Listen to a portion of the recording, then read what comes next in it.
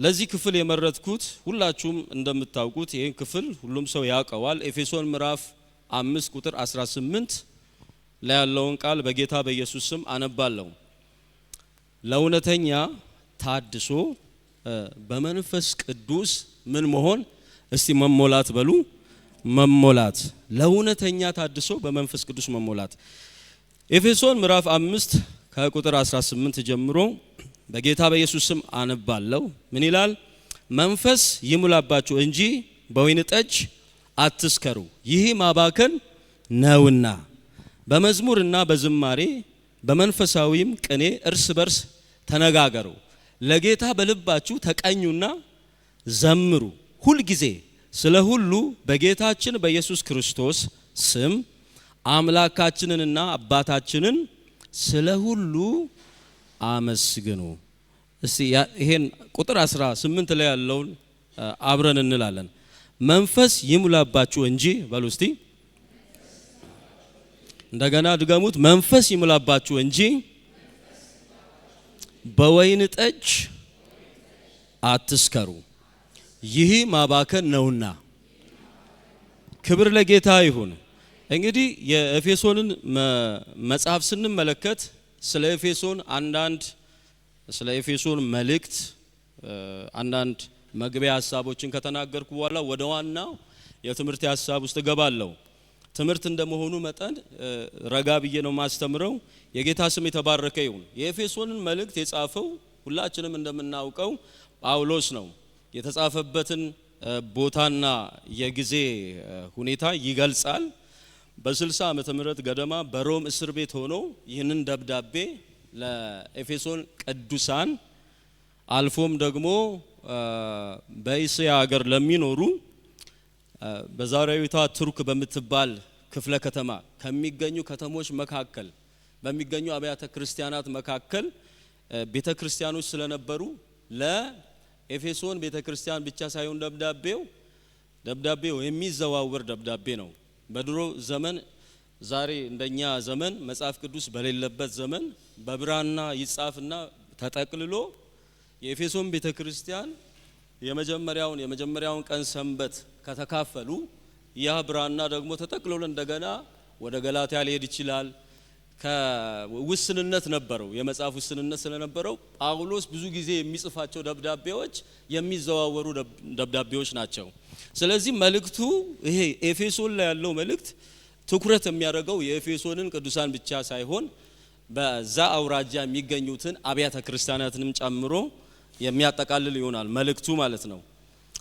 የኤፌሶን ከተማ በትንሿ እስያ በዛሬዋ ቱርክ ምዕራብ ክፍል ከሚገኙት ከተሞች እጅግ የታወቀች ከተማ ትልቅ ከተማ ነች እና ወደብ ያላት ከተማ እንደሆነች ከመጽሐፍ ቅዱስ አዋቂዎች እንማራለን። ታላላቅ የንግድ መርከቦች አቋርጦ በሚያልፉባት መንገድ የተመሰረተች ስለሆነች የንግድ ማዕከል ለመሆን በቅታለች። ትልልቅ የንግድ ስርዓቶች አሉ። የንግድ የሚዘዋወሩ መርከቦች በሷ መንገድ ስለሚያልፉ መሀል ሰንተር ላይ ስለሆነች ከተማዋ የንግድ ለመሆን በቅታለች። እቺን ከተማ ደግሞ ጳውሎስ እንዴት አድርጎ ነው የሚጠቀማት? ይሄንን የንግድ ከተማ የሆነችዋን የብዙ ሰዎችን የምትሰበስቧን እቺን የኤፌሶንን ከተማ ወደ ወንጌል እንደቀየረ ለወንጌል መስበኪያ ወይንም ወንጌል የሚያሰራጭበት አንድ መድረክ አድርጎ ይጠቀማታል እቺን ከተማ ማለት ነው። ለምን? ቢኮዝ ከአራቱም አቅጣጫ ሰዎች በንግድ አማካኝነት ወደዚህ ከተማ ስለሚመጡ ያችን አጋጣሚ ተጠቅሞ ጳውሎስ በኤፌሶን ለ3 ዓመት ነው የተቀመጠው። 3 ዓመት ሲቀመጥ የእግዚአብሔርን ወንጌል እየተናገረ ነበር። ለግሪኮች ይናገራል፣ ለተለያዩ ለአይሁዶች ይናገራል እና ከተለያየ ሀገር ለሚመጡ እንግዶች የእግዚአብሔርን ወንጌል ይናገራል። በዚህ በግሪክ በኤፌሶን ከተማ በጣም የምትታወቅ ጣዖት አለች።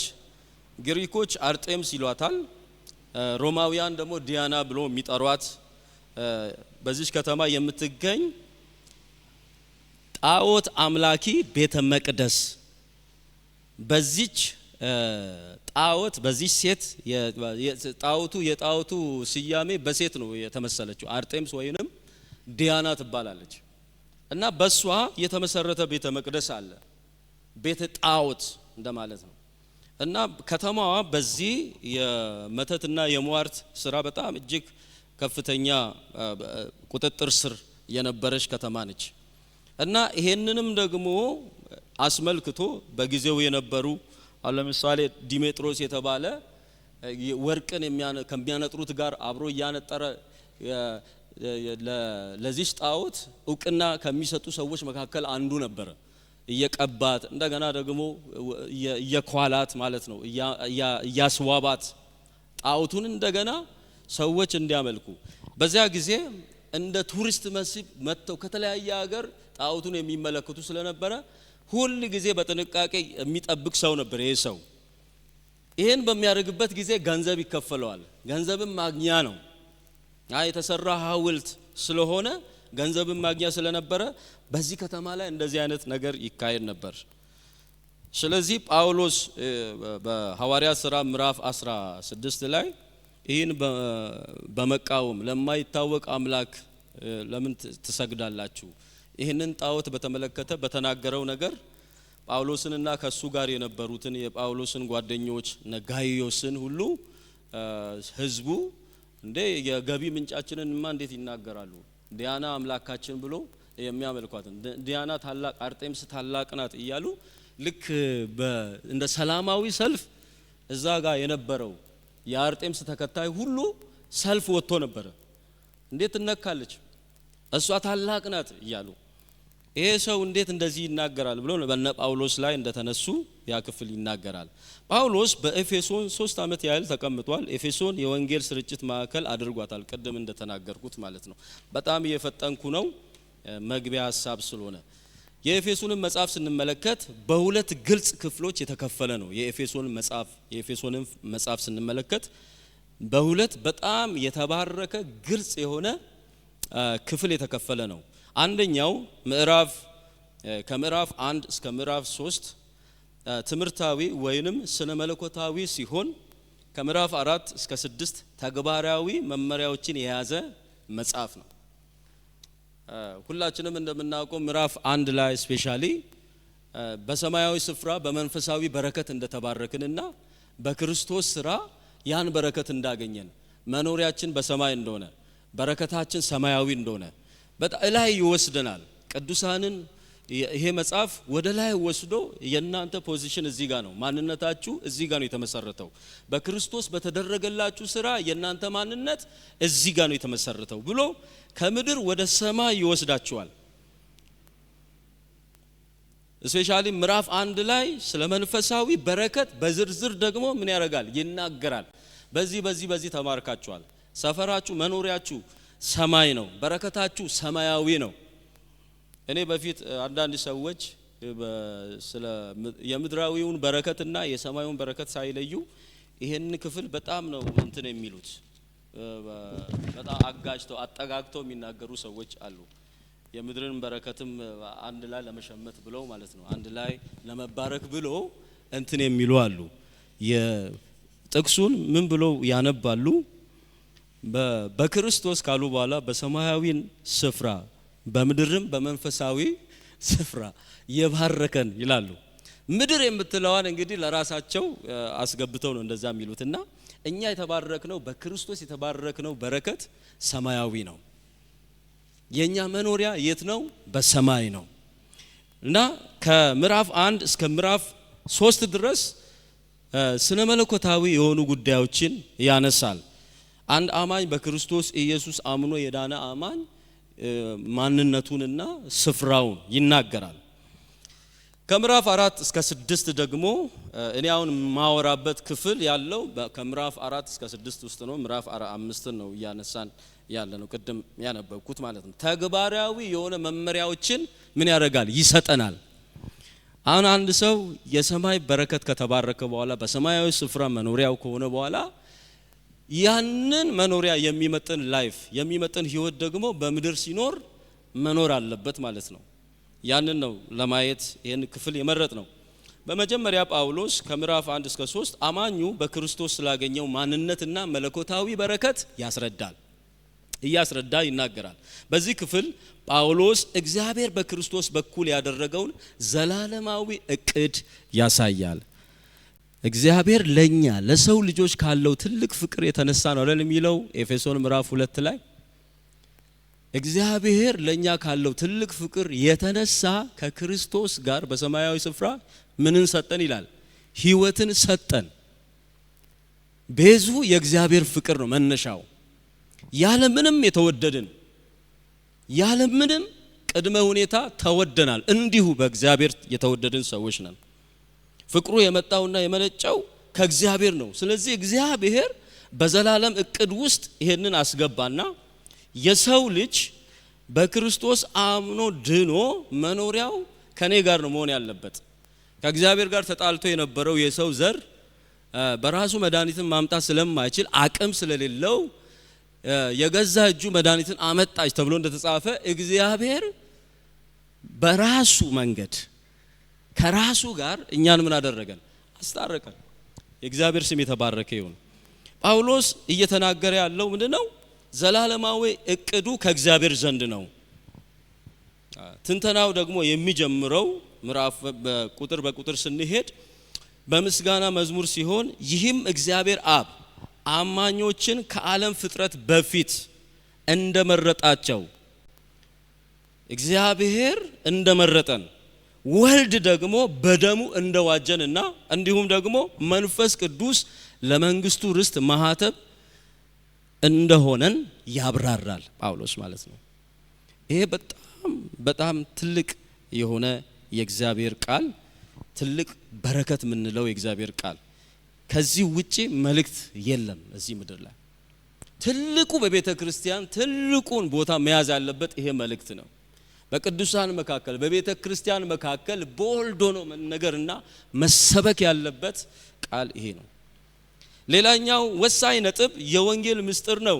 አንድ የወንጌል ምስጢር ብሎ የሚያነሳው ሐሳብ ምንድነው? በዚህ በኤፌሶን ምዕራፍ 5 ላይ ይህ ምስጢር አሕዛብ ከእስራኤል ጋር አብረው ወራሾች የአንድ አካል ብልቶች እና በክርስቶስ ኢየሱስ በወንጌል የሆነውን የተስፋ ቃል ተካፋዮች የመሆናቸው እውነት ያዘ ነው ምስጢሩ። ይሄ ደግሞ እኛን ራሱ ኢንስፓየር የሚያደርግ እኛን ራሱ ሃሌሉያ የሚያሰኝ፣ ምክንያቱም እኛ ምኖች ነን? አሕዛቦች ነን። አያችሁ፣ የእግዚአብሔር የዘላለም እቅድ በፍቅር የተሞላ እቅድ ስለሆነ አይሁዶችን ብቻ ሳይሆን እኛንም ጨምሮ የሚያካትት የደህንነት ስራ እግዚአብሔር ሰራልን እና የወንጌል ጥበብ የሚለው በጥበብ ሲጀመር ጳውሎስ ለአሕዛብ የተቀባ ነው። አይሁዶች ብቻ አይደለም፣ የአሕዛብን ክፍል በብዛት እያገለገለ የነበረው እንትና ደግሞ ጴጥሮስ ደግሞ አይሁዶችን የሱን ወገኖች የሚያገለግል። በመጨረሻ ግን እግዚአብሔር ምን አደረገ? በዚህ በምዕራፍ 5 ኤፌሶን ላይ ሚስጥር የወንጌል ሚስጥር ገለጠ። ያ ሚስጥር ምንድነው? አሕዛብን ከእስራኤል ጋር አብሮ ወራሽ ማድረግ፣ የአንድ ብልት አካል ማድረግ፣ የመንግስቱ በወንጌል አማካኝነት በክርስቶስ ኢየሱስ በወንጌል የሆነውን የተስፋ ቃል ተካፋዮች የመሆንን እድል መምጣቱን እንደገና ጳውሎስ ይነግረናል። ክብር ለእግዚአብሔር ይሁን። ይህም ሐሳብ በወቅቱ ለነበሩ አይሁዶች እጅግ አስገራሚ፣ ምክንያቱም አሕዛብን እንደ ባዕድ ያያሉ። ይሄ ሐሳብ ሲገለጥ ይሄ ወንጌል እኮ ለአሕዛብም ጭምር ነው ብሎ ጳውሎስ ሲመጣ አይሁዶች ይሄ እንዴት ሊሆን ይችላል ብሎ ማግሮምረም ጀመሩ። እንዴት ይሆናል? ሰርፕራይዝ ሆኑ ማለት ነው። አሕዛቦቹን የሚመለከቱበት ሁለት አይነት ምልከታ አለ። አንደኛ አሕዛብን አይሁዶች እንዴት ነበር የሚያዩት? እንደ ባዕዳውያን ወይንም የሆኑ እንግዳ ነገሮች፣ እንግዳ ሰዎች አድርገው አሕዛብን ይመለከቱ ነበር። እግዚአብሔር ከእንግድነት ወደ ቤተሰብነት ስላመጣን ክብር ለእግዚአብሔር ይሁን። ሃሌሉያ። ለዚህ ምድር ብቻ ነው እንግዳ የሆነው እንጂ ከዚህ በኋላ የእግዚአብሔር ቤተሰቦች ሆነናል፣ ተቀላቅለናል፣ መንግስቱን ተቀላቅለናል። ጌታ የተባረከ ይሁን። እና ሁለተኛ እንደ ርኩስ ይቆጠሩ ነበር። ያው እኛ ብቻ ነን ቅዱስ የሚል ትምክህት አላቸው አይሁዶች። ለዚህ ነው በጣም ሰርፕራይዝ ሆኑት። ግን እግዚአብሔር ቅድም እንዳልኩት ካለው ፍቅር የተነሳ ለሰው ልጆች ሁሉ ካለው ፍቅር የተነሳ ከክርስቶስ ጋር ሕይወትን ሰጥቶናል። ሃሌሉያ! ለዚህ የተመሰገነ ይሁን። ጳውሎስ በክርስቶስ መስቀል አማካኝነት በመካከላቸው የነበረውን የጥል ግድግዳ መፍረሱን ያበስራል። ሃሌሉያ! በአይዛብና በአይሁድ መካከል የጥል ግድግዳ ነበረ። እሱንም ጭምር ምን አድርጓል? ጌታ ኢየሱስ አፍርሶታል።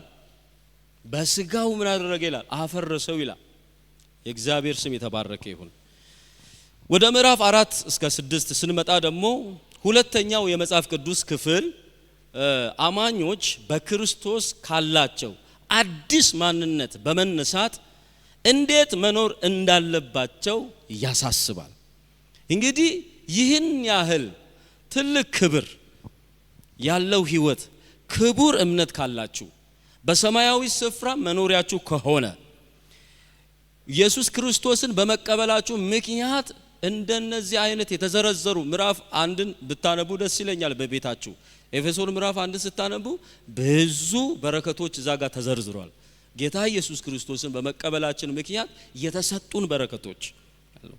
ስለዚህ ይሄ በመለኮት የሚሆን በመለኮት የተደረገ ትልቅ ትሩፋት ለኛ የተሰጠን በረከት ነው። ይሄ ካለ አሁን ደግሞ በምድር ስንኖር አዲስ ማንነት ስለተሰጠን በዚህ በአዲሱ ማንነት እንዴት ነው መኖር ያለብን የሚለውን ነገር ከምዕራፍ 4 ጀምሮ እስከ 6 ድረስ ባይዘው የጳውሎስ መልእክት እዚህ ኤፌሶን ላይ ብቻ ሳይሆን ስለ ሕይወት ስርዓት በምድር ላይ ስለምንኖረው ስርዓት በአብዛኛው መልእክቶች ውስጥ እንዴት የተቀበልነውን ደህንነት እሱን የሚመጥን ኑሮ በምድር መኖር እንዳለብን በአብዛኛው ይናገራል። እኔ አሁን ለዛሬ ይህን ክፍል ስለመረጥኩ እንጂ በብዙ መልእክቶች ውስጥ እነዚህ ሐሳቦችን ያነሳል። ጳውሎስ አንዱ ከሚያነሳቸው አረፍተ ነገሮች እንደሚል አረፍተ ነገር አለ፣ እንደሚገባ ተመላለሱ የሚል በብዙ መልእክቶች ውስጥ ታገኛላችሁ። ጳውሎስ ብቻ አይደለም፣ ሌሎችም ደቀ መዛሙርቶች አሉ። እነ ጴጥሮስ ምዕራፍ 1 አንደኛ ጴጥሮስን ስታነቡ እንዴት በቅድስና ሕይወት እኔ ቅዱስ ነኝና እናንተም ቅዱሳን ሁኑ፣ በኑሯችሁ ሁሉ ቅዱሳን ሁኑ እያለ ያም ክፍል ያወራል። ሌሎችም ሐዋርያትም ይናገራሉ ስለ ጽድቅ ሕይወት፣ ስለ ቅድስና ሕይወት እንዴት እንደሚገባ ተመላለሱ የሚለውን ሐሳብ በተለያየ የሕይወት ዘርፎች ይተነትናል። ጳውሎስ በቤተክርስቲያን በአንድነት እንድታድግ የተሰጡ ልዩ ስጦታዎች ሐዋርያነት፣ ነቢያት፣ ወንጌላዊነት፣ እረኝነት፣ አስተማሪነት በዝርዝር ያስቀምጣል። የእግዚአብሔር ስጦታዎች ዓላማቸው ምንድነው?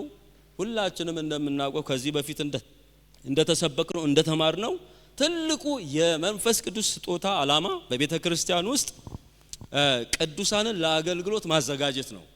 ቅዱሳን በእነዚህ የመንፈስ ቅዱስ ስጦታ ተሞልተው ሲያገለግሉ ሁለተኛ ምን ይሆናል? የክርስቶስ አካል ይታነጻል ማለት ነው።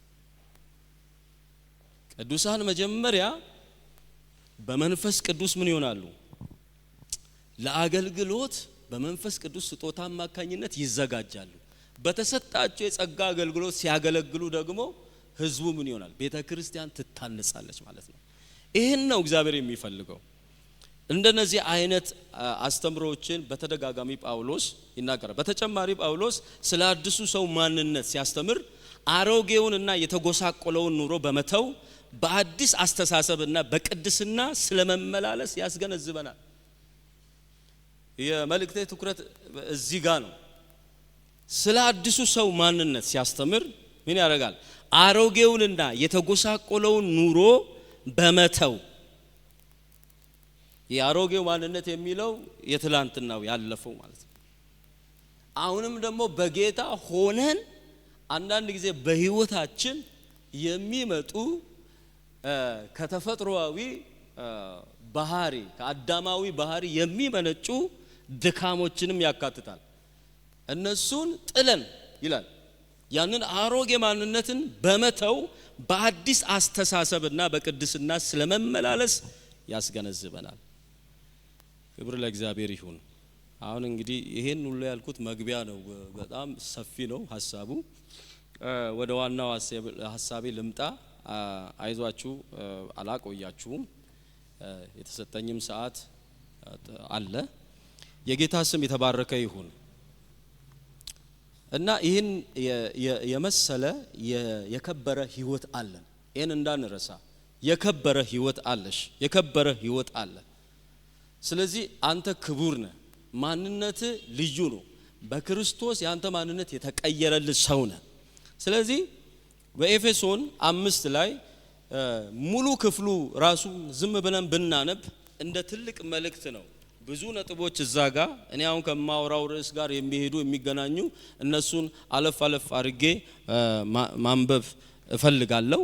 ግን አሁን ለታድሶ በመንፈስ ቅዱስ መሞላት ወደሚለው ሐሳብ ስንመጣ ጳውሎስ በዚህ በኤፌሶን ምዕራፍ 5 ቁጥር 18 በመንፈስ ተሞሉ ይላል። በመንፈስ ተሞሉ ይላል። በመንፈስ ቅዱስ ስለመሞላት ያነሳል። በመንፈስ ቅዱስ ተሞሉ ይላል። የሰው ልጅ በወይን ጠጅ ሰክሮ እንደሚሞላ በቁጥጥሩ ስር ሆኖ ሌላ ክፋትን ነገር ሁሉን ነገር እንደሚሞላ በመንፈስ ቅዱስ የተሞላ ሰው የሚሞላውን ነገር አብራርቶ ይናገራል። ስለዚህ ኮምፔር አድርጎ ከወይን ጠጅ መጠጥ ጋር ያስቀምጣል ጳውሎስ እዚህ ጋር በምዕራፍ 5 ቁጥር 18 ላይ በመንፈስ ተሞሉ ካለ በኋላ መንፈስ ይሙላባችሁ እንጂ በወይን ጠጅ አትስከሩ። ሙላታችሁ መሆን ያለበት የእግዚአብሔር መንፈስ ይሁን። በመንፈስ ተሞሉ እያለ ይናገራል። ወይን ጠጅ የሰው ልጅን አእምሮና ድርጊት እንደሚቆጣጠር ሁሉ መንፈስ ቅዱስ የአማኙን ህይወት ውሳኔ፣ እንቅስቃሴ ይቆጣጠራል። ሁለቱን አንድ የሚያረጋቸው ወይን ጠጅንና መንፈስ ቅዱስን አንድ የሚያረጋቸው ምንድነው? የመቆጣጠር ኃይላቸው ነው። የመቆጣጠር ብቃታቸው ነው። ወይን ጠጅ የሚጠጣ ሰው በዚህ አእምሮ ይያዛል። ከዛ አእምሮ ሲያዝ በሌላ ነገር ነው የሚያዘው። እንግዲህ በጽድቅ አይያዝም፣ በቅድስና አይያዝም። አእምሮ የጠጣ ሰው እንግዲህ ምን ሊያስብ እንደሚችል የታወቀ ነው። እግዚአብሔር ይገስጸው። አሜን በርስቲ አንድ ሰውዬ ነበር እኛ አገር እዛ ገጠር የቡና ሰሞን ነው ብዙ ጊዜ እኛ አካባቢ ያሉ ሰዎች የሚጠጡት። ቡና ሲሸጡ በቃ ብር ያገኛሉ። አንዳንዱ ጨርሶ ነው ብሩን ወደ ቤቱ የሚገባ፣ ሚስቱ እዛ ቤት እየጠበቀች። አንዳንዱ እንግዲህ ከስካር እንደምንም ያመለጠችዋን ብር ይዞ የሆነ ነገር ገዝቶ ወደ ቤቱ ይሄዳል። እና በጣም ይገርማቸዋል። ጠዋት ወደ ከተማ ወደ ስራ ሲሄድ ሰላም የነበረው ሰውዬ ማለት ነው። በቃ ጤነኛ የነበረው ሰውዬ እናንተን ሁሉ በቃ ሰላም ብሎ እኮ ሊያልፍ ይችላል። እንዴት አደራችሁ? ሰላም ናችሁ? ጋሽ ጌታቸው እንዴት አደሩ? እንዴት ሰላም ነው ብሎም ሊያልፍ ይችላል። ከዛ ማታ ሲመለስ ጠዋት ያያችሁት አይነት ሰው አይደለም። ተቀይሮ ኮምፕሊት አይምሮ ምኑ። አንድ ሰውዬ ትዝ ይለኛል። በቃ ሁሉ ጊዜ በቃ ይጠጣል። ጠዋት ጎረቤት ሁሉ አይቀርም፣ ሰላምታው ልዩ ነው። ደህና ናችሁ? እንዴት ናችሁ? በቃ የተወደደ ሰው ነው። በጣም በሰላምታው በጣም ይወደዳል። ግን ሰው ያዘን ይልለታል ሰው ማለት አይ ይላሉ። በቃ እናቶች አሁን እንደዚህ በጣም ጠዋት በቃ ሲያዩት በጣም ያለው እንትኑ ደስ ይላል። ሲመለስ ከመጠጥ ቤት ጀምሮ ቤቱ እስኪደርስ ድረስ ሰዎችን እየተሳደበ ነው የሚመጣው የሚገባው። በቃ የታባታችሁ ይላል፣ አጠፋችኋለሁ፣ ከፈለክ ወጋችኋለሁ ይላል። ድራሽ አባታችሁ ይጣፋል ከዚህ ጋር ያላችሁ እያለ ይመጣል። ይሄ መንግስት ይላል፣ ከፈለገ ስለ መንግስት ያወራል። እና የተሞላው ተቆጣጥሮታል። ይሄ በራሱ አይደለም። እና ጳውሎስ እዚህ ጋር ስለ መጠጥ ሲያነሳ ትክክለኛ ምክንያት ስላለው ነው። የመቆጣጠር ኃይላቸው ተመሳሳይ ነው። በመንፈስ ቅዱስ እንድንሞላ እንደ ትእዛዝ ነው የሚያስቀምጠው እንጂ የሆነ ስንፈልግ የምንሞላው ጉዳይ ሲደብረን ደግሞ ምን ተወው አይነት ነገር አይደለም። ጳውሎስ ተሞሉ ነው የሚለው። ይሄ ተሞሉ የሚለው ቨርሱ አማርኛው እንትኑ ምንድነው? የትእዛዝ ነገር ነው።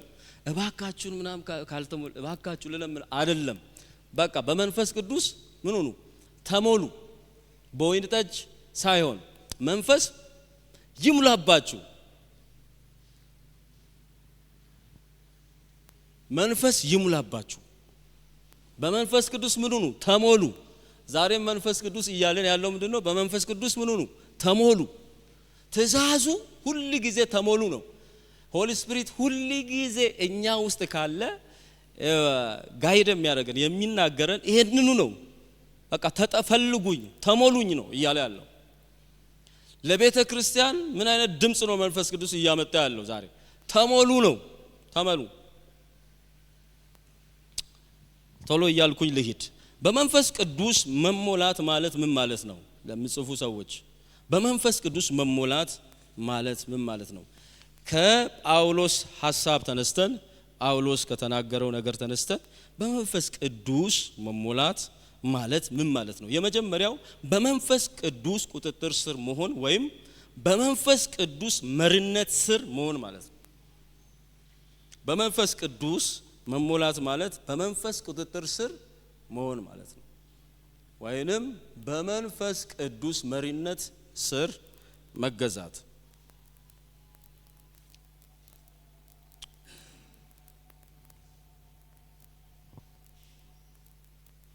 በመንፈስ የተሞላ ሰው ከመንፈስ ቅዱስ ቁጥጥር ስር ለመሆን ራሱን ያዘጋጀ ሰው ነው ማለት ነው። መንፈስ ቅዱስ ምን ይፈልጋል? ከኛ ከቅዱሳን እውነተኛ ታድሶ ወደኛ እንዲመጣ እለት እለት በእኛ ላይ የእግዚአብሔር መልክ እንዲታይ፣ የልጁ መልክ እንዲታይ፣ በቤተ ክርስቲያን መታነጽ እንዲበዛ፣ እነዚህ የአካሉ እንዲታነጽ፣ በቤተ ክርስቲያን ያሉ የተለያዩ ብልቶች የሚያቀርቡት መስዋዕት አለ፣ የሚያቀርቡት የሚሰጡት ነገር አለ። ሁሉም ሰው በያለበት ሲሞላ ምን የሚፈጠር ይመስላችኋል? ሁሉም ሰው በየጓዳው ሙላቱን ሲለማመድ ተለማምዶ ሲመጣ ለቤተ ክርስቲያን መታነጽ ምክንያት ይሆናል። ቤተ ክርስቲያን አካሉ ይታነጻል ማለት ነው። በክርስቶስ ኢየሱስ የተገነባው አካል ምን ይሆናል? ይታነጻል። ይሄውን በመንፈስ መሞላት ማለት ከመንፈስ ቅዱስ ቁጥጥር ስር ነው ማለት ምን ማለት ነው? በሌላ ስናብራራው አንድ አማኝ የራሱን መብት ራሱን ከሚቆጣጠርበት የራሱ የህይወት ስታይል የህይወት ዘይቤ ወጥቶ በቀመር መኖሩን ትቶ በስሌት መኖሩን ትቶ ሁለንተናውን ለመንፈስ ቅዱስ አስገዝቶ መኖር ማለት ነው።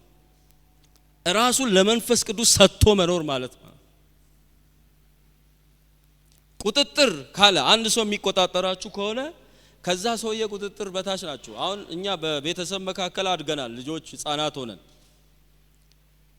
እኛ ከቤተሰባችን ወይ ከእናታችን ከአባታችን ቁጥጥር ውጪ መሆን አንችልም። ብዙ ነገር ልናስብ እንችላለን። ቤት ውስጥ ሆነን ልንጓጓ እንችላለን። እናፍቅ፣ ይሄን ነገር ያስፈልገኛል ልንን እንችላለን። እነሱ እኮ ያውቃሉ የሚያስፈልገንን ነገር፣ ችግር የለውም። ግን እኛ ብዙ ነገር አስበን አውጥተን ሺህ ጊዜ እንደዛ እንትን ብንል ከቤተሰብ ፈቃድና ቁጥጥር ውጪ ምንም ነገር እኛ ላይ የሚሆን ነገር የለም። አድገን ራሳችንን አውቀን ከቤተሰብ እስክንለይ ያለው ጋፕ ያለው እንትን ቁጥጥሩ በቤተሰብ በወላጅ ውስጥ ይሆናል ማለት ነው። ወላጅ ያንን ሰው ይቆጣጠራል፣ መውጣት መግባቱን ይቆጣጠራል ማለት ነው። ወላጅ እንግዲህ ልጁ በጤነኛ አስተዳደግ እንዲያድግ የማይፈልግ ወላጅ የለም። እናት አባት ይፈልጋል ልጃቸው ጥሩ ሆኖ እንዲያድግ፣ መስመር ይዞ በቃ እንደ እግዚአብሔር ቃል እንዲያድግ። በዚህ ክፉ ዘመን ብዙ ጊዜ የምንጸልየው ጸሎት አለ፣ ከክፉ ጠብቃቸው ከዘመኑ ክፋት ማለት። ይሄ ሁሉ ምንድነው? ልጆቻችን ምን እንዲሆኑ ነው?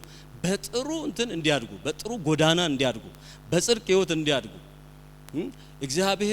እግዚአብሔር ቃል በሚለው መንገድ እንዲያድጉ ስለሚፈልጉ ይቆጣጠሯቸዋል ቤተሰብ። ልክ ሆሊ ስፒሪትም እኛ ውስጥ ሲመጣ እኛ ውስጥ ሲሞላ እንደዛ ነው የሚያደርገን። ግን ደግሞ ምን ይፈልጋል? ፈቃድ ይፈልጋል። ያልፈቀድን እንደሆን ለኛ ፈቃድ አሳልፎ ይሰጠናል እንጂ እኛን እኮ መንፈስ ቅዱስ አይታገለንም። እሱ ጨዋ ነው፣ ስርዓት ያለው ነው። የእግዚአብሔር መንፈስ አምላክ ነው፣ ሊፈራ ሊከበር ይገባል። ግን የኛን ደግሞ ሰሚሽንና ፈቃድ ይፈልጋል መንፈስ ቅዱስ። በጌታ በኢየሱስ ስም ፈቃዳችን ለመንፈስ ቅዱስ ይሁን። አሜን። በቁጥጥር ስር ለመሆን ፈቃደኞች እንድንሆን ያስፈልጋል። የነዚህ ኤፌሶን አማኞች በእግዚአብሔር ፊት በመንፈስ ቅዱስ ተሞልተው ሲኖሩ ምን እንዲሆኑ ነው የፈለገው ጳውሎስ? ቁጥጥሩ ውስጥ እንዲሆኑ፣ በሱ ቁጥጥር ስር እንዲሆኑ። ለኛ የሚያስበውን የሚያቅ እግዚአብሔር ነው። የሚያስባትን ሐሳብ እኔ ያውቃለሁ ነው አይደል? ለኛ የሚያስበው እሱ ነው። የኛን መውጣትና መግባት የሚወስነው እሱ ነው። የኛን ዴስቲኒ የሚያቅ እሱ ነው። ወደዚህ ወደ ዘላለም ፕሮግራም ወደ ሐሳቡ መምጣት የኛ እድል ፈንታ ነው። የኛን ፈቃድ ይጠይቃል። እና በቁጥጥር ስር መሆን ማለት ነው መሞላት ማለት በቃ የኔን ፈቃድ ትቼ ላንተ ፈቃድ ለመኖር ካንተ እግር ስር እቀመጣለሁ። በቃ ፈቃዴን ተዋለሁ፣ ሌላ ነገሬን ተዋለሁ፣ የሚጠላልፈኝን ነገር ከዛ ውስጥ ወጣለሁ፣ ላንተ ግን ሰሚት ሆናለሁ። በቃ አንተ ትገዛኛለህ ብለን ስንቀመጥ ሆሊ ስፒሪት በእኛ ላይ እኛን መቆጣጠር ይጀምራል። ፈቃድ ስንሰጠው ወይንም በመንፈስ ቅዱስ መሪነት ነው የምንኖረው። እያንዳንዱ እርምጃችን እሱ ሳያውቅ አይሆንም ማለት ነው። በሱ ዕውቀት ነው ምንወጣው፣ በሱ ዕውቀት ነው ምንገባው። እዚህ ነው ሮሜ ምዕራፍ 8 ቁጥር 14 ላይ በእግዚአብሔር መንፈስ የሚመሩ ምን ይላል? እነሱ የእግዚአብሔር ልጆች ናቸው። በማ መንፈስ የሚመሩ? በእግዚአብሔር መንፈስ የሚመሩ እነሱ የእግዚአብሔር ልጆች ናቸው። መመራት ከቁጥጥር ስር መሆን አስፈላጊ ነው። ዋጋ ስላለው፣ ፍሬ ስላለው ማለት ነው። ሰው ራሱን መቼስ መርቶ አይችልም አይደለ? ሰው ራሱን መምራት አይችልም። ስለራሳችን በጣም ጥቂት ነገር ብናስብ ነው አልፈን እንደ እግዚአብሔር የሩቁን መገመት አንችልም። የዛሬ ስንት ዓመት ዘካርያስ ምን እንደሚሆን እኔ አላቅም፣ ነገ ምን እንደሚሆን አላቅም አይደለም የዛሬ ዓመት። ስለዚህ ሰሚት መሆን አስፈላጊ ነው። መስጠት፣ ለበላይ ገዢ መታዘዝና መገዛት በጣም አስፈላጊ ነው። ጳውሎስ ይሄንን ነው እያለ ነው። ከቁጥጥር ስር መሆን እንደሚገባቸው ያስተምራቸዋል። በመንፈስ መሞላትን ከወይን ጠጅ ጋር ስካር ጋር ያነጻጸረው በምክንያት ነው። አንድ ሰው በወይን ጠጅ ሲሰክር ጠጁ አይምሮውን፣ ንግግሩን፣ አካሄዱን ይቆጣጠረዋል። እዛ ቁጥጥር ስር ይውላል። በተመሳሳይ መልኩ አማኝ በመንፈስ ቅዱስ ሲሞላ ህይወቱን፣ ውሳኔዎቹን፣ ኃይሉን በመንፈስ ቅዱስ ቁጥጥር ተጽዕኖ ስር ይሆናል። በጌታ በኢየሱስ ስም በመንፈስ ቁጥጥር ስር እግዚአብሔር ያኑረን። አሜን። ሁለተኛው በመንፈስ ቅዱስ ኃይል መመላለስ ማለት ነው። በመንፈስ ሙላት መኖር፣ በመንፈስ ቅዱስ መሞላት ማለት ምን ማለት ነው? በመንፈስ ቅዱስ ኃይል መመላለስ ማለት ነው። በመንፈስ ቅዱስ ኃይል መመላለስ ማለት ነው። አማኝ በመንፈስ ቅዱስ ሲሞላ በመንፈስ ቅዱስ ኃይል መመላለስ ይጀምራል። በመንፈስ ቅዱስ ኃይል የተሞላ አማኝ፣ በመንፈስ ቅዱስ የተሞላ አንድ አማኝ ኑሮው፣ እርምጃው፣ መውጣት መግባቱ ሁሉ በመንፈስ ቅዱስ ኃይል ነው። የራሱ የሚያስገባው እኔ እዚህ ጋር ብርቱ ስለሆንኩ ስለጸለይኩ ስለጾምኩ የሚለው ነገር አይኖረውም። ኃይልን የሚሰጥ ማን ነው? እንድንጸልይ እንኳን ኃይል የሚሰጥ እግዚአብሔር ነው። በእግዚአብሔር ፊት እንድንጾምና እንድንጸልይ የሚያደርገን ሳፖርት የሚያደርገን ማን ነው? መንፈስ ቅዱስ ነው። ስለዚህ በመንፈስ እንኳን አይደለም እኛ ኢየሱስ ክርስቶስ በምድር ወራቱ ሲመላለስ በምድር እየተመላለሰ በነበረበት ሰዓት ከተጠመቀም በኋላ 40 ቀን 40 ሌሊት ከጸለየ በኋላ በመንፈስ ወጣ ይላል። በመንፈስ እንደዚህ ሄደ ይላል። በመንፈስ ተራራ ወጣ ይላል። በመንፈስ አሁን ኢየሱስን ስታስቡ አምላክ ነው፣ መንፈስ ያስፈልገዋል? አስፈለገው። ይሄንን የመንፈስ ምሪት እግዚአብሔር ያብዛልን። በመንፈስ መመላለስ ማለት ምን ማለት ነው ብያለሁ? በመንፈስ ቅዱስ በአማኙ ውስጥ መንፈስ ቅዱስ ሲኖር አማኙ በራሱ ኃይል ሳይሆን በመንፈስ ቅዱስ ኃይል እንዲመላለስ እንዲያገለግል ያስችለዋል።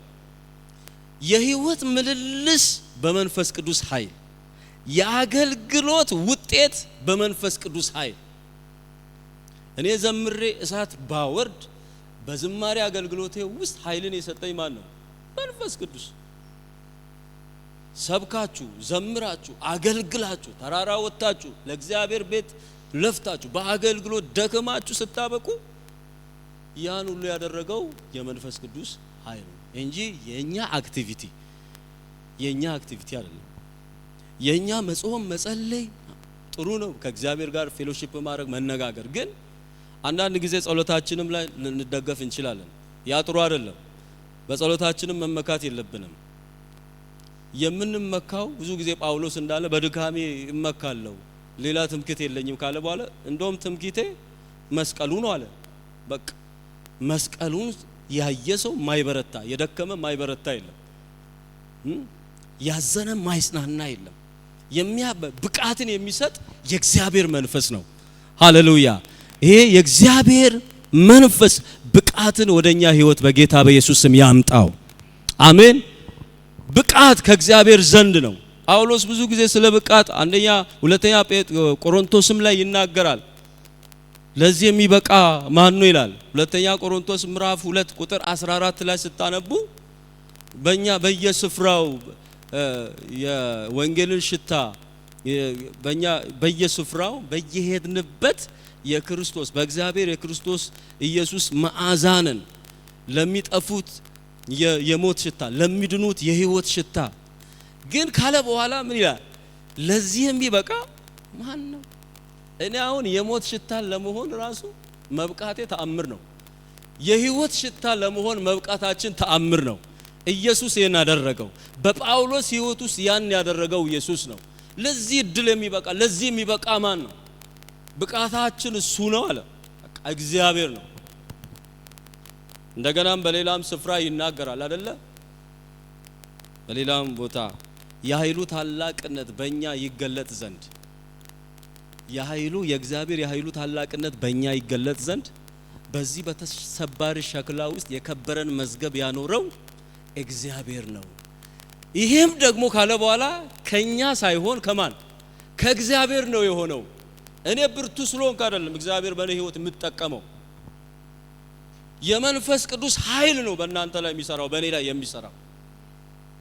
ጳውሎስ እንደገና በድጋሚ በኤፌሶን ምዕራፍ 3 ቁጥር 20 ላይ እንግዲህ በእኛ እንደሚሰራው ኃይል መጠን ይላል አይደለ? አስቡት። የእግዚአብሔር ኃይል የሌለበት የህይወት ክፍል የለንም እኛ። ኤቭሪ ሙቭመንታችን እንቅስቃሴያችን የኛ መውጣት መግባታችን በእግዚአብሔር ኃይል የተሞላ ነው፣ በመንፈስ ቅዱስ ኃይል ነው። ዳዊት ከመኝታ ስለመነሳት ምንድነው ያለው? እኔም ተኛው አንቀላፋው ማን ደግፎኛል አለ። ያኮ ማለት የእግዚአብሔር ኃይል ነው። እኛ ቀኑ መሽቶ ስለነጋ አይደለም፣ የሆነ አዋፋት ስለጮህ አይደለም የምንነሳው፣ ወይ አላርም ስለሞላን አይደለም ከእንቅልፍ የምንነቃው። እግዚአብሔር ምን ስለሆነ? ኃይላችን ስለሆነ። ቀኑ ሙሉ ደክማችሁ ዜሮ ሆናችሁ ተኝታችሁ ጠዋት ሌላ ኤነርጂ ሌላ ጉልበት፣ ይሄ የማን ስራ ነው? የመንፈስ ቅዱስ ስራ ነው። የእግዚአብሔር ስም የተባረከ ይሁን። ስለዚህ በኃይል ያመላልሰናል። መንፈስ ቅዱስ በኃይል በጌታ በኢየሱስ ስም ያመላልሰን። የኃይልን ምንልስ መለማመድ በህይወታችን ይኖርብናል። ያ ማለት በቃ ሙላት ማለት ትርጉሙ እሱ ነው። በቃ በእግዚአብሔር መንፈስ በኃይል መመላለስ። ስለ ኃይል እያነሳው እዚህ ጋር የተጠቀሱ ነገሮችን አነሳለሁ። በመንፈስ ቅዱስ የተሞላ ሰው በመንፈስ ቅዱስ ኃይል በሚመላለስበት ጊዜ እንዴት ይመላለሳል የሚል ሐሳብ አለ። እንዴት ነው የሚመላለሰው? በኃይል እንዴት ይመላለሳል? ቶሎ ብዬ ነው ይሄን ምንም ማብራራም የለውም። ዝም ብሎ ክፍሉ ራሱ የተብራራ ነው። ይኸውላችሁ ከምዕራፍ 1 ልጀምር። በኃይል አንድ ሰው በመንፈስ ቅዱስ ተሞልቶ ሲመላለስ እንዴት ይመላለስ ለሚለው ምዕራፍ 5 ቁጥር 1 ላይ እንግዲህ እንደተወደዱ ልጆች እግዚአብሔርን ምን የምትሆኑ የምትከተሉ ሁኑ። በሌላው አማርኛ በሌላ ትርጉም ምን ይላል? እግዚአብሔርን ምሰሉ የሚል ሐሳብ አለ። እግዚአብሔርን መከተል ማለት እግዚአብሔርን መምሰል ማለት ነው። በመንፈስ ቅዱስ ኃይል የተሞላ ሰው በመንፈስ በሚመላለስበት ጊዜ ማንን እየመሰለ ነው የሚመላለሰው? የመጀመሪያው ማንን? እስቲ እግዚአብሔርን መምሰል በሉ። እግዚአብሔርን እየመሰለ ይመላለሳል። እግዚአብሔርን መምሰል በሚለው ውስጥ ብዙ ነገር አለ። አንዱን ጥቅስ ብቻ ላንሳላችሁ። ሮሜ ምዕራፍ 8 ቁጥር 29 ምን ይላል? እሱን ጎበዝ የሚያውቅ ክፍል ዘላለም አንብብልኝ።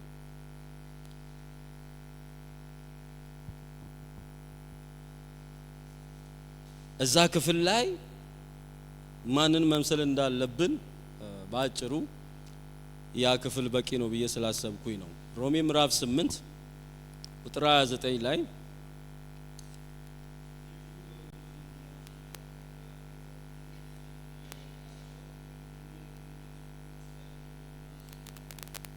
ጌታ ይባርክ። ልጁ በብዙ ወንድሞች መካከል በኩር ይሆን ዘንድ አስቀድሞ ያወቃቸውን የማንን መልክ? የልጁን መልክ እንዲመስሉ አስቀድሞ ምን አድርጓል? ወስኗል። እኔና አንቺ የልጁን መልክ እንድንመስል ተወስነናል። በመንፈስ ቅዱስ የተሞላ ሰው በመንፈስ ሲመላለስ የልጁን መልክ መስሎ ነው የሚመላለሰው። ሃሌሉያ። አንዳንድ ጊዜ ልጆች ያሏችሁ የመጀመሪያ ልጄ እኔ ቁጭ አባቱን ቁርጥ ነው እና እንዴ በቃ የሆነ ቁጭ የሆነ ቦታ ብታዩት ልጃችሁን የሆነ ቦታ የሆነ ሰው ሲያይ እንዴ ይሄ እኮ የዘካርያስን ልጅ ይመስላል፣ ዘካርያስን ነው የሚመስለው። የአባቱን መልክ ሰዎች ሁሉ ያወራሉ። ያዩት ያንተ ልጅ ትላንት ገበያ ቆየውት ከተማ አየውት ያንተ ልጅ ቁጭ አንተን እኮ ነው የሚመስለው ይላሉ ሰዎች። በጌታ በኢየሱስ ስም በመንፈስ በመሞላት በመንፈስ ቅዱስ በመመላለስ የልጁ መልክ በእኛ ይገለጥ። ሲያሜን በሉ። ይሄ የልጁ መልክ ይገለጥ ብዙ ማብራሪያ ይጠይቃል። ብዙ እኔ ሰዓት መውሰድ ስለማልፈልግ ነው። ሁለተኛው እዛው ክፍል ላይ ምን ይላል? እንግዲህ እንደተወለዱ ልጆች እግዚአብሔርን የምትከተሉ ሁኑ፣ የምትመስሉ ሁኑ። ክርስቶስም ደግሞ እንደወደዳችሁ ለእግዚአብሔር የመዓዛ ሽታ የሚሆንን መባ መስዋዕት አድርጎ ስለናንተ ራሱን አሳልፎ እንደሰጠ በፍቅር ተመላለሱ። በሌላኛው ትርጉም እርስ በርሳችሁ በምን ተመላለሱ? በፍቅር ተመላለሱ። በመንፈስ የተሞላ ሰው ሌላው የተሞላው ነገር ምንድነው? ፍቅር ነው። ሃሌሉያ። በመንፈስ ስንመላለስ በፍቅር እንመላለሳለን። ወንድማችንን እናቅፈዋለን፣ እህታችንን እናቅፋታለን። የመጀመሪያ ፍቅራችን ለእግዚአብሔር ነው። ሁለተኛ ፍቅራችን ደግሞ ወደ ጎን ለሰው ነው። እግዚአብሔር በዚህ ይባርከን። ይሄ የሙላቱ ምልክት ነው። በመንፈስ የሚመላለስ ሰው ሁለተኛው ምልክት ነው። ሶስተኛው በብርሃን ይመላለሳል። እዛው ቁጥር ላይ ምንም ማብራሪያ እኔ ውስጥ አልገባም፣ ቃሉ ራሱ የተብራራ ነው። በብርሃን ምን ይሆናል? ይመላለሳል። ቁጥር ከ3 ጀምሮ እስከ 13 ድረስ የተለያዩ የሥጋ ስራዎችን ይናገራል። እንዳትተባበሩ ስለ ዝሙት ያነሳል፣ ስለ ወሬ ያነሳል፣ ስለ ተለያየ ስለ ጨለማ ስራ ያነሳል፣ ፍሬ ስለሌለበት ጉዳይ ያነሳል። አንድ ላይ ጠቅለል ብሎ ከቁጥር 3 እስከ 13 ድረስ ያለውን ስጠቀልል ምን አይነት ሐሳብ አገኘው? ቁጥር 8 አካባቢ ላይ እንግዲህ 7 ላይ እንግዲህ ከእነርሱ ጋር ተካፋዮች አትሁኑ። ቀድሞ ጨለማ ነበራችሁ፣ አሁን ግን በጌታ ምንድናችሁ? ብርሃን ናችሁ። የብርሃኑ ፍሬ በበጎነት በጽድቅ በእውነትም ሁሉ ነውና ለጌታ ደስ የሚያሰኘውን እየመረመራችሁ እንደ ብርሃን ልጆች ምን ሁኑ? ተመላለሱ። በመንፈስ የሚመላለስ ሰው ሶስተኛው እንደ ብርሃን ይመላለሳል። ለዚህ በጣም አብራርቶ ማቴዎስ ምዕራፍ 13 ከ13 ጀምሮ እስከ 16 ስታነቡ ስለ ምድር ጨውነትና ስለ ብርሃን ይናገራል። ቀድሞ አባታችን ብርሃን ሆኖ ወደ ምድር መጥቷል። የሱ ልጆች ሆኑን ደግሞ የሱን ብርሃን ነው የምናበራው ማለት ነው። እግዚአብሔር በዚህ ይባርከን። አራተኛው እንደ ጥበበኞች መመላለስ የሚል ሐሳብ አለ። ቁጥር 15 ላይ እንደ ጥበበኞች መመላለስ፣ እንደ ጥበበኞች ይመላለሳል። በመንፈስ ቅዱስ የተሞላና በመንፈስ የሚመላለስ ሰው እንደ ጥበበኞች ተመላለሱ። ቁጥር 15 ምን ይላል? እንግዲህ እንደ ጥበበኞች እንጂ ጥበብ እንደሌላቸው ሳይሆኑ እንዴት እንድትመላለሱ በጥንቃቄ ተጠበቁ። ሞኝ አትሁኑ፣ ዋይዙ። ጥበብ ባለፈው ጊዜ ወንድማችን ዘላለም ስለ ዕውቀት ስለ ጥበብ ሲናገር ነበር እና ለክርስቲያን ወሳኝ ነገር በጥበብ ስር ያስኳቸው ነጥቦች አሉ እዛው ጋር። አንድ በጥበብ የተሞላ ሰው በመንፈስ ቅዱስ ሙላት ውስጥ ያለ ሰው በጥበብ ላይ ሞላ አይችልም። ምክንያቱም ሙላት ውስጥ ስላለ እግዚአብሔር ያበራለታል፣ ይገልጥለታል፣ አይሸወድም። በመንፈስ ቅዱስ ሙላት ውስጥ ነው ያለው፣ በመንፈስ እየተመላለሰ ነው ያለው። ስለዚህ ምን ይሆናል መሰላችሁ? ጥበበኛ ነው የሚሆነው ያ ሰው። ጥበበኛ ሰው ሲሆን ደግሞ የሚከተሉትን ነገር ያደርጋል። ጥበበኛ ሰው ሲሆን ምን ያደርጋል? የእግዚአብሔር ፈቃድ ምን እንደሆነ ያስተውላል። እዛው ጋር ምንድነው የሚለው? ገለጣ አድርጉና መጻፋችሁን ቀኖች ክፎች ናቸውና ካለ በኋላ ዘመኑን ዋጁ ካለ በኋላ ስለዚህ የጌታ ፈቃድ ምን እንደሆነ አስተውሉ እንጂ ሞኞች አትሁኑ። በጥበብ የሚመላለስ ሰው በመንፈስ የሚመላለስ ሰው ጥበበኛ ነው ካልን ጥበብ በውስጡ ያለው ሰው ማስተዋል በውስጡ ያለው ሰው የእግዚአብሔር ፈቃድ ምን እንደሆነ መርምሮ ፈትሾ ምን ያደርጋል? ያውቃል፣ አይሸወድም። ዝም ብሎ ግር ከሚሉት ጋር አይሄድም። አሜን ከሚሉት ጋር ዝም ብሎ ሳይመረምር አሜን አይልም። ያስተውላል። ዘመኑ ምንድነው ይላል። እዛ ጋር የተነሱ ቨርሶች አሉ። ቀኖች ምኖች ናቸው? ክፎች ናቸው። እዚህ ምድር ላይ ምንም የቀን ክፋት አይቆምም፣ ይቀጥላል። እስቲ አሜን በሉ። ክፋቱ ጥሩ ነው። ጦርነት ይቆም ጌታ ሆይ ባክን፣ ጥሩ ነው። ግን እንደ እግዚአብሔር ቃል ሊሆን ያለ ነገር ሁሉ ይሆናል።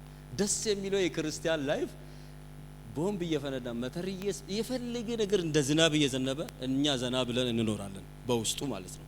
አሜን አትሉም ታዲያ? ፈራችሁ እንዴ? አይዟችሁ፣ አይዘንብም።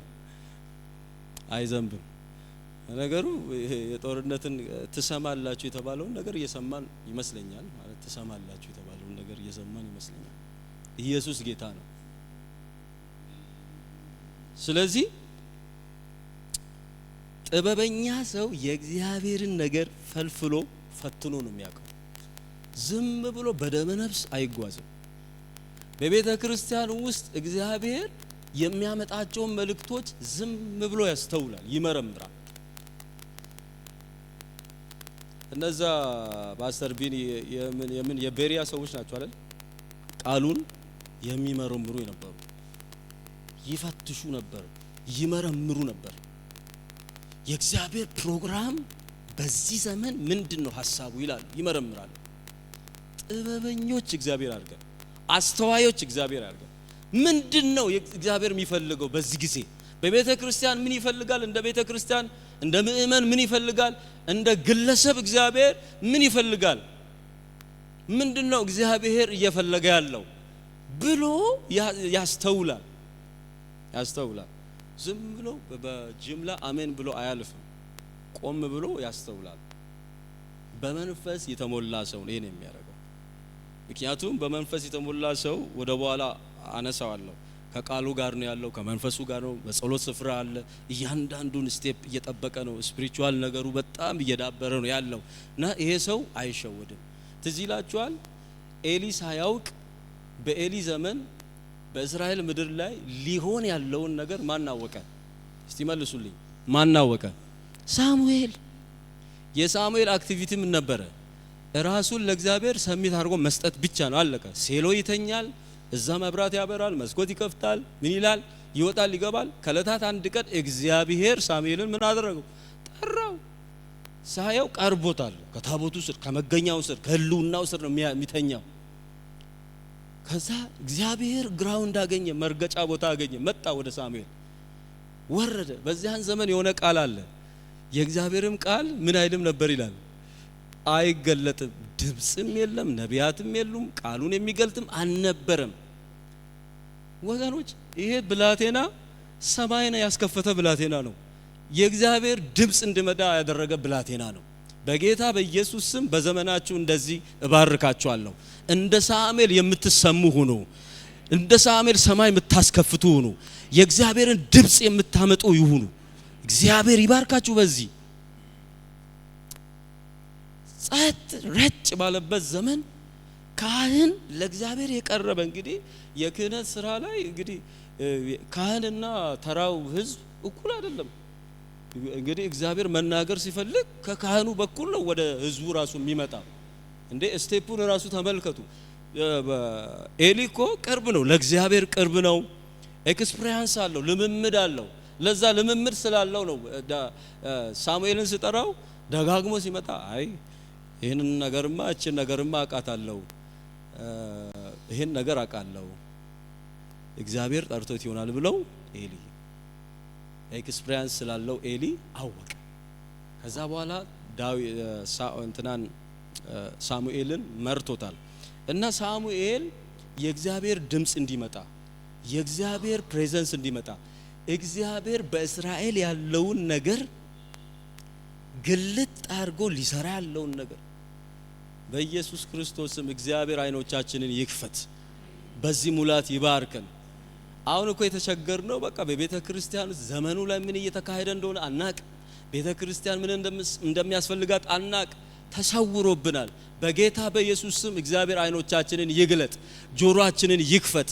ከመገኛው ስር ተኙ፣ ዝም ብላችሁ ኑና ተኙ። በእግዚአብሔር ፊት ተንበርከኩ። እግዚአብሔር ምስጢርን ይገልጣል። እግዚአብሔር ሊያደርግ ያለውን ከናንተ አይሰውርም። ምን የሆነ ጥቅስ አለ፣ እግዚአብሔር ሊያደርግ ቢፈልጉን ከባሪያዎቹ በእውነት ይሰውራልን የሚል ለአብርሃምም ብሎታል አይደለ? ከወዳጅ አብርሃም በእውነት የሚሰውረው ነገር የለም። ወዳጅ ስለነበረ ነው። የወዳጅነት ቦታ ስለነበረው ነው። አብርሃም በጣም የቀረበ ስለነበረ ነው።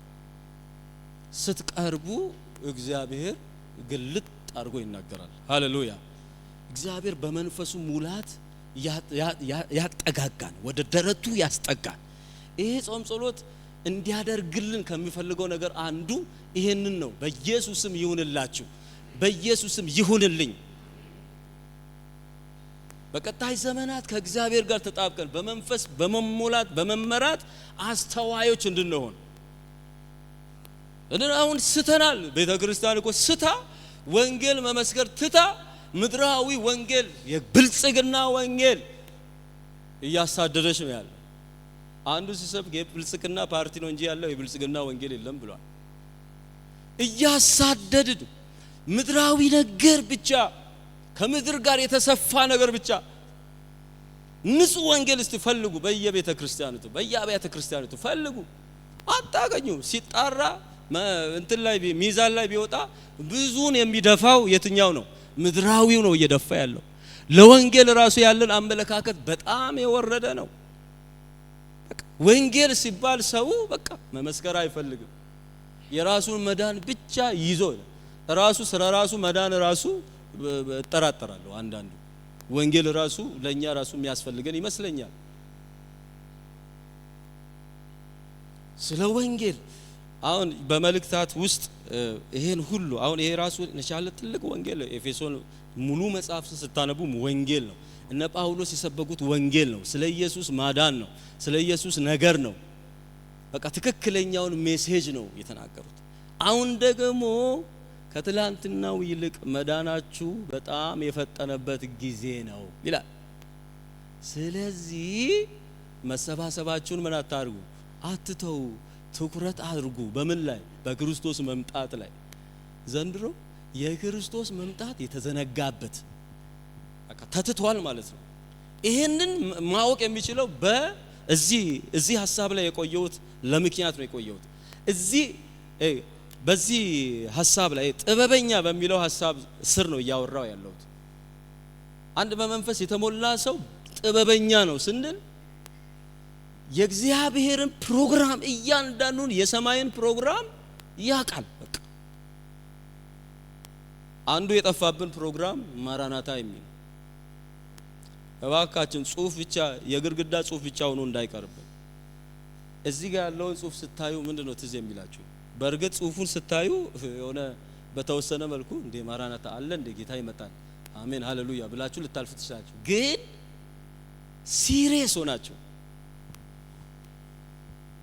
ሲሪየስ ሆናችሁ በቃ አንዱ ጥበቃችን ይሄን ነው። በመንፈስ ተሞልተን ነው መጠበቅ ያለብን። በእግዚአብሔር መንፈስ ተሞልተን ነው በመንፈስ በመመላለስ የጌታን ምጽአት ራሱ ምን ጠብቀው። ትውልዱ መረን የወጣበት ፈጽሞ ይሄንን ነገር ይሄ ርዕስ የጠፋበት፣ ስለዚህ ዝማሬ የለም፣ ስለዚህ ስብከት የጠፋበት ዘመን ቢኖር አሁን ነው። እነ ጴጥሮስ እነ ጳውሎስ እኮ ሲሰብኩ የኖሩት ስለ እግዚአብሔር መንግስት ነው፣ ስለ ሰማይ ጉዳይ ነው። አንድም መልእክት እስቲ ፈትሹ፣ ስለ ምድር ያወሩበት ቦታ የለም። ስለ ምድር ነገር የተናገሩበት በፍጹም እግዚአብሔር እንደዚህ አበላኝ አጠጣኝ ብሎ ያሉበት ነገር የለም። በጣም እኮ ይገርማል። እኛ የምንጨነቀው ለኑራችን ነው።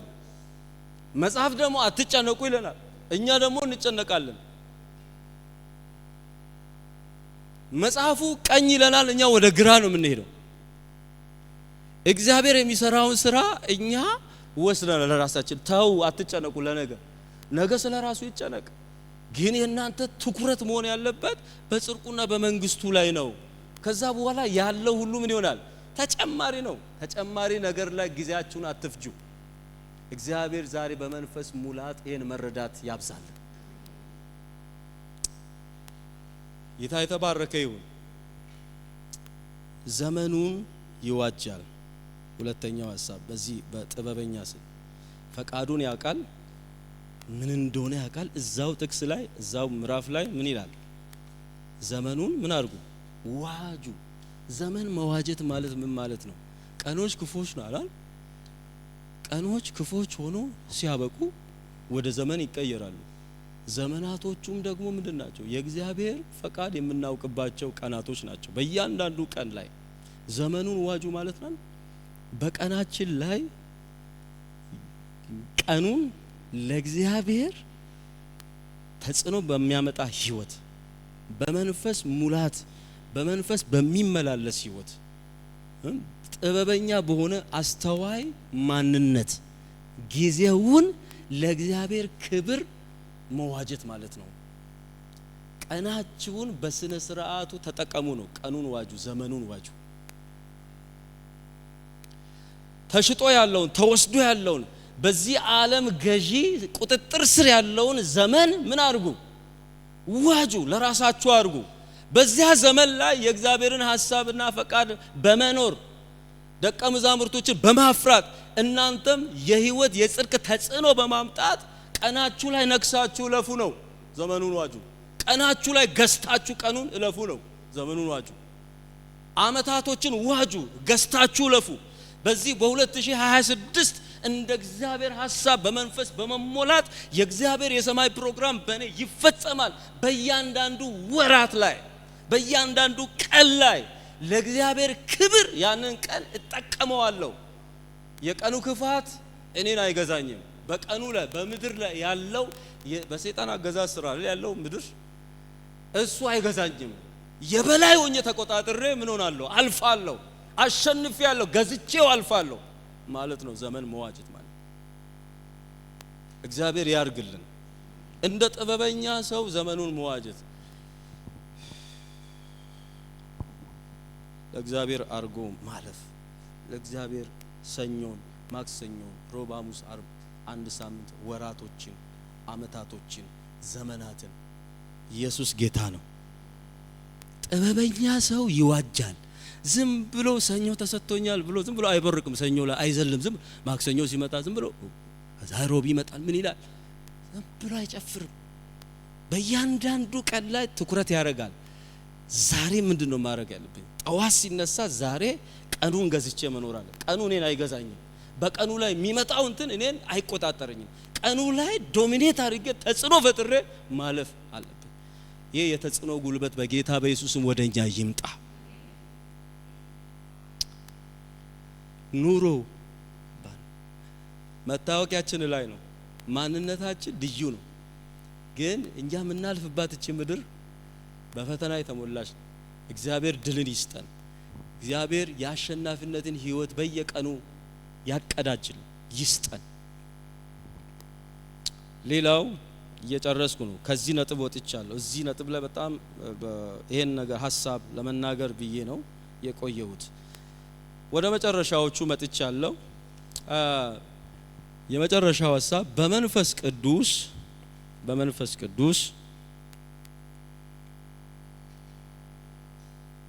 በመንፈስ ቅዱስ የተሞላ ሰው የሚያሳያቸው ምልክቶች። የምትጽፉ ሰዎች ይሄ የመጨረሻው ሐሳብ ይሄን ተናግሬ እንጸልያለን። በመንፈስ ቅዱስ የተሞላ ሰው የሚያሳያቸው ምልክቶች፣ አንደኛ የመንፈስ ፍሬ በሙላት ይታይበታል። ገላትያ ምዕራፍ 5:22 ይሄ ምንም ማብራሪያ አይጠይቅም።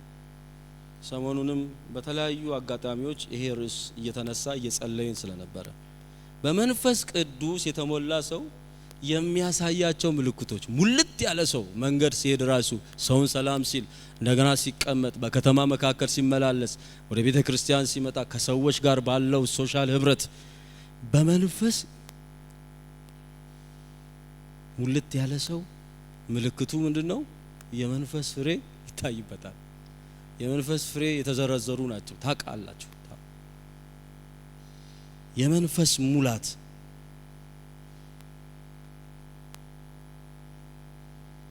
የመንፈስ ሙላት ምልክቱ የመንፈስ ቅዱስ ፍሬ። እግዚአብሔር በመንፈስ ቅዱስ ፍሬ ይባርከን። ስለሱ እኔ ምንም ማለት አልፈልግም። እግዚአብሔር በእነዚህ ፍሬዎች በስተውልን ተገልጠውልን በቃ አለ አይደለ ሰዎች እስኪመሰከሩልን ድረስ የፍቅር ሰው የሰላም ሰው እስክንባል ድረስ እግዚአብሔር ያድርግልን። የኛን ጩኸት ጎረቤታችን የማይሰማበት፣ የኛን ጥል ጎረቤት የማይሰማበት፣ ከተማው የማይሰማበት፣ የኛን ነገር ማንም የማይሰማበት። ባለፈውም እዚህ ያጸለይኩ ይሄን ሐሳብ አንስቼ ነበርና የቆላሳስ ክርስቲያኖች ተሰሎንቄ ይሁኑ ከሁለቱ እነዛ ክርስቲያኖች በፍቅር ይታወቁ ነበር። በፍቅር በመንፈስ ፍሬ ይታወቁ ነበር። በእምነታቸው ይታወቁ ነበር። በፍቅራችሁ ታውቃችኋል። በሌላ አካባቢ ያሉ አሕዛቦችም ክርስቲያኖችም እናንተም በፍቅር ያውቃችኋል እያለ ጳውሎስ ስለ ፍቅራቸው ስለተመሰከረላቸው ፍቅር ይናገርና ያመሰግናቸዋል። ይሄን በመስማቴ እጅግ ደስ ብሎኛል ብሎ ይላል። በጌታ በኢየሱስ ስም በፍቅር የምንታወቅበት በመንፈሳዊ ፍሬ የምንታወቅበት ዘመን ይሁንልን። በእውነት አለኮ ግን አውጥቶ መጠቀም አክቲቭ አይደለም። በቃ በጣም ከባድ ነው። እንትኑ ከባድ ነው። ዝም ብሎ በሰውም ኃይል እግዚአብሔር በመንፈስ ቅዱስ ፍሬ ባርከኝ በቃ ግለጠኝ ብለን ስለጸለይንም ብቻ የሚሆን ጉዳይ አይመስለኝም። ግን የሚረዳ የእግዚአብሔር ጸጋ ደግሞ ስላለ ጸጋው ምን ያደርጋል? ያስችላል። እየታመማችሁ ወንድማችሁን ተወዱታላችሁ፣ አቅሱላችሁ፣ ተናግሯችሁም ታቅፉታላችሁ። በቃ ይሄ የክርስቶስ ልብ ነው አይደል? እኛ የማልብ አለን ይላል ጳውሎስ። የማልብ የክርስቶስ ልብ አለ። የክርስቶስ ልብ ከተገጠመልን የመንፈሱን ፍሬ በጸጋው አማካኝነት ልንዘረዝረው እንችላለን። ዘርዝረን ልንጠቀም እንችላለን። ፍቅርን፣ ሰላምን፣ ደስታን፣ ቸርነትን፣ የዋሃትን፣ ራስን መግዛትን። እነዚህ ነገሮች የሚሆኑት በመንፈስ ቅዱስ ኃይል አማካኝነት ነው። ቅድምም ብያለሁ፣ በራስ ምንም ልታደርግ የምትችለው ነገር የለም። በራስ ምንም ማምጣት አትችልም። ልቀደስ ብለ አትችልም። የሚቀድሰው የእግዚአብሔር መንፈስ ነው። በመንፈስ ቅዱስ አማካኝነት እኮ ነው ጌታን ስንቀበል የተቀደስ ነው አይደለ?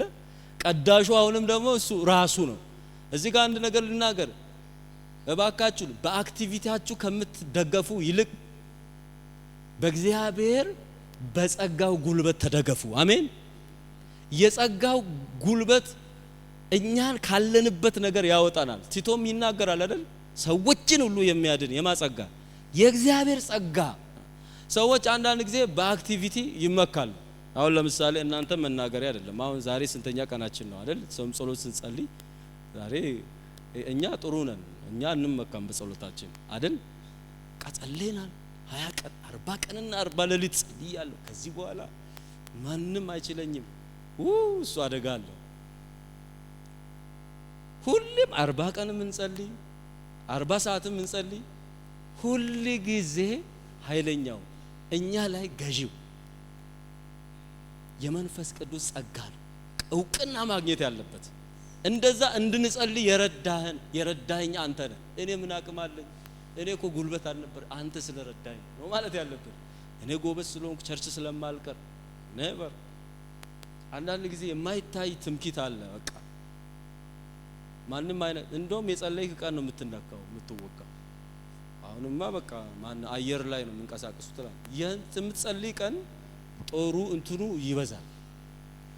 ይሄን በማስተዋል መረዳት ይኖርብናል። አንድ ጊዜ እኛ ቤተክርስቲያን ይሄን ተናግሬ ወደሚቀጥለው ሐሳብ ገባለሁ፣ ከዛ ጨርሳለሁ።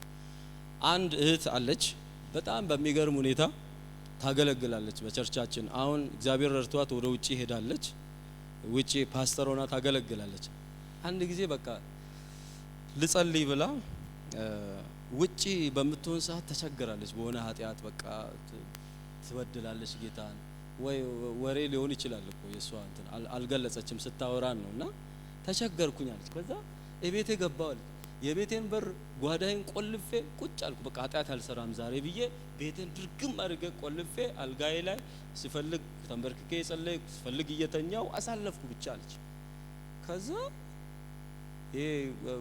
የሚገርማችሁ አለች ውጪ ከሰራውት ይልቅ እቤት ውስጥ መኝታ ቤት ሆኜ ባሰብኝ አለች።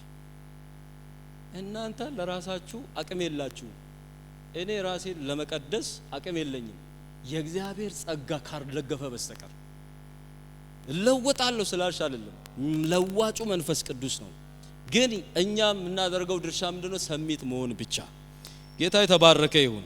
ሁለተኛው የመንፈስ ቅዱስ የተሞላ ሰው ከሚያሳያቸው ምልክቶች ሁለተኛ መንፈሳዊ አምልኮ፣ መዝሙር፣ ዝማሬን ያቀርባል። ይሄ የመጨረሻው ሐሳብ ነው።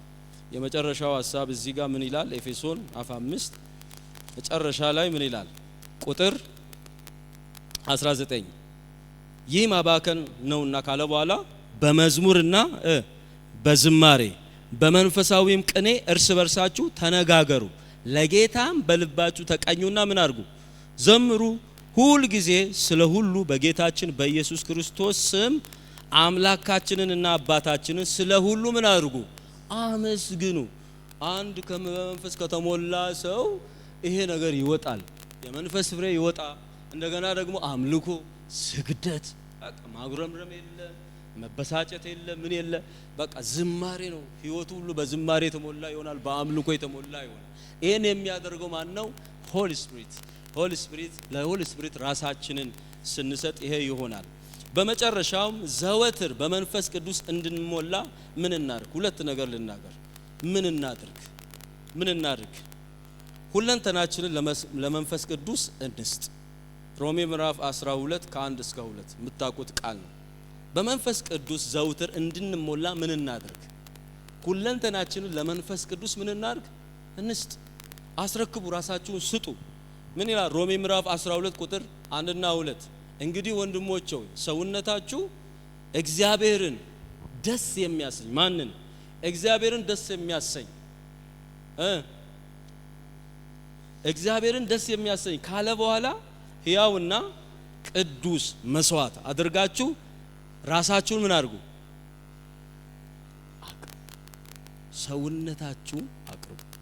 ስለዚህ ሰሚሽን ግዴታ ነው። ፈቃድ ራስን መስጠት በፈቃድ ያለ ፈቃድ ገፍትሮ እንትን ብሎ በርግዶ መንፈስ ቅዱስ ወደ እናንተ አይመጣም። ለዚህ ሰሚሽን ምን ያስፈልጋል? ፈቃድ። ለዚህ ነው አይደል ራእይ ላይ እነሆ በደጅ ቆሜ ምን አደርጋለሁ? አንኳኳለሁ። አንኳክቶ ነው የሚገባው መንፈስ ቅዱስ እንጂ እኔ ጌታ ነኝ ብሎ በርግዶ አይገባም። ስለዚህ ራስን መስጠት ሙሉ በሙሉ መገዛትን፣ የራስን ፈቃድ ትቶ ለእግዚአብሔር ፈቃድ ቅድሚያ መስጠት። ሁለተኛውና የመጨረሻው በመንፈስ ቅዱስ እንድንሞላ ምን እናድርግ? ከድካም ለመበርታት በእግዚአብሔር ጸጋ እንደገፍ። ከድካም ለመበርታት በማጸጋ በእግዚአብሔር ጸጋ እንደገፍ። ይህንን ክፍል ሁላችንም ከፍተን እናንብብ። በጣም ወደው ሁሉም ያው የእግዚአብሔር ቃል ይወደዳል ግን በጣም በቃ ለውስጤ ሁሉ ጊዜ ሳነበው ደስ የሚለኝ ዕብራውያን ምዕራፍ 4 ቁጥር 14 ከድካም ለመበርታት በእግዚአብሔር ጸጋ እንደገፍ።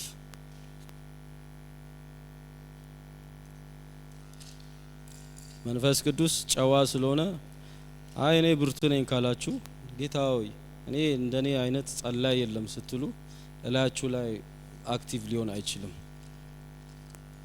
ግን ምንድነው በቃ ምዕራፍ 4 ቁጥር 14 ምን ይላል? እንግዲህ በሰማያት ያለፈ ትልቅ ሊቀ ካህናት የእግዚአብሔር ልጅ ኢየሱስ ስላለን ጸንተን ሃይማኖታችንን እንጠብቅ እምነታችንን ይላል በዛኛው ትርጉም። ከኃጢአት በቀር በነገር ሁሉ እንደኛ የተፈተነ ነው እንጂ በድካማችን ሊራራልን የማይችል ሊቀ ካህናት የለንም። እንግዲህ ይላል ቁጥር 16 ምህረትን እንድንቀበል በሚያስፈልገንም ጊዜ የሚረዳንን ጸጋ እንድናገኝ ወደ ጸጋው ዙፋን በምን እንቅረብ? በእምነት እንቅረብ። በእውነት በእግዚአብሔር ፊት ስትሆኑ በቃ ድካማችሁን ተናገሩ። ምንም ብርቱ ነኝ ምናምን ለሰይጣን ነው ብርቱ ነኝ የሚባለው እንጂ ለእግዚአብሔር አይባልም። በቃ ሰሚት መሆን አንደኛ ተሰጡ። ስትሰጡ ራሳችሁን ስትለቁለት እሱ በእኛ ላይ ይሞላብናል ማለት ነው። ሁለተኛ ከድካም ለመበርታት በእግዚአብሔር ጸጋ በአክቲቪቲ አንመካም። በሚታይ ነገር አሁን ብዙ ጊዜ የምንሸወደው የመንፈስ ቅዱስ ስራ በቤተ ክርስቲያን በኃይል ይሰራ መቼም አቋርጦ አያውቅም አይደል? ይሰራል እኮ ይሰራል። አጋንንት ይጮሃል፣ የተለያየ ነገር ይደረጋል እኮ። ያ አይደለም። ያ ስለሆነ ሰዎች እንደዛ ስለሚሰራ መንፈስ ቅዱስ በመንፈስ ቅዱስ ስራ ወይንም በጸጋ ከመደገፍ ይልቅ በራሳቸው መደገፍን ይጀምራሉ። በተለይ ብዙ አገልጋዮች በዚህ መንፈስ ይጠቃሉና እግዚአብሔር ከዚህ ይሰውረን። ምንም አይነት አገልግሎት ብናገለግል እሳት ከሰማይ ብናወርድ የጸጋው ባለቤት ምን እንዲሆን ነው? ይመሰገን ዘንድ ነው። በቃ እኔ አይደለም የፈወስኩትን የሆነ ወቅትማ እንትና ፈወሰኝ እንትና ቸርች ሄደን እየተባለ ብዙ ነገር እዛ ውስጥ አልገባም። ግን በጸጋ መደገፍ ይሁንልን። ለጸጋው ባለቤት ራሳችሁን አሳልፋችሁ ስጡ። ዝቅ በሉ በእግዚአብሔር ፊት በእምነት ምን አድርጉ? ቅረቡ። ሊራራልን የሚችል ሊቀ ካህናት አለ።